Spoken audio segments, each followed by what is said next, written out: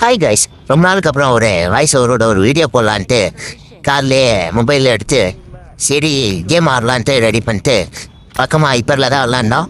சரி மொபைல் ஆடலான்ட்டு எடுத்துகிட்டு tank TDM போட்டு உள்ளே போனால் இந்த கண்டாரோலி மேப் வந்துடுச்சு. மொதல் மேட்ச்சு போனால் எவன் எங்கேருந்தோ எரியிறானே தெரிய மாட்டேங்குது. டமால் முன்னு அட்டிக்குது.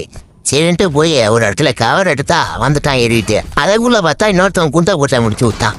சரி இதில் நம்மளும் குண்டா கூட்ட அடிப்போன்னு அடித்தா உட்கார என் டீம்மேட்டு நம்பர் 4 வந்து என் மண்டையில் போடுறா அப்படின்ட்டு அடித்து இங்கேயே தள்ளி விட்டு போயிட்டான்.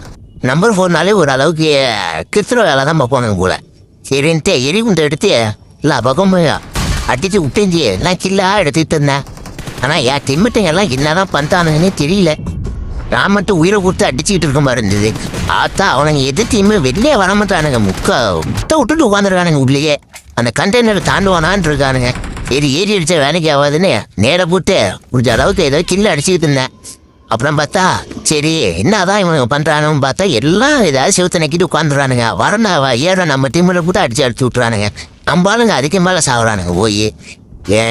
ஒன்றும் புரியல. காலையிலேயே டென்ஷனாக தான் அவர் இந்த கேம் விளாண்டாலே. அப்புறம் ஏறி நேராக புத்த அடித்து விளாண்டுக்கிட்டு இருந்தேன். போய் ஒரு இடத்துல கவர் எடுத்து நின்றுட்டு வரவனை அடிக்கலாம் அப்படின்ட்டு பார்த்துக்கிட்டு இருந்தேன். சரி அந்த ஒருத்தவன் அடித்து அழிச்சி விட்டுட்டு வந்துட்டு இருந்தானுங்க. அடித்து 2 கிலோ 3 கிலோ அடித்து ஓடலான்னு பார்த்தா அது உள்ள பேக் பீஸ் சாட்டை போட்டு விட்டானு. சரின்னு அவன் இடத்துல போய் கேம்பை விட்டு கில் அடிக்கலான்ட்டு போய் உட்காந்தான். இங்கே ஒருத்தவன் சிவத்தை எட்டி பார்த்து அடிக்கிறான்.